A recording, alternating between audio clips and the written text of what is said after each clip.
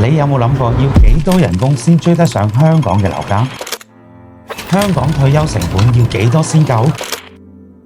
有一間寫自己名嘅屋有乜嘢感覺？等樓價跌，等加薪，等中六合彩都唔係，其實只係你未揀啱地方。我想帶你睇一下一橋之隔嘅世界。港珠澳大橋落橋10幾分鐘即到，就喺珠海市區，真正嘅1小時港珠生活圈。呢度嘅配套唔係規劃，係實地，10分鐘購物生活圈，10分鐘休閒生活圈。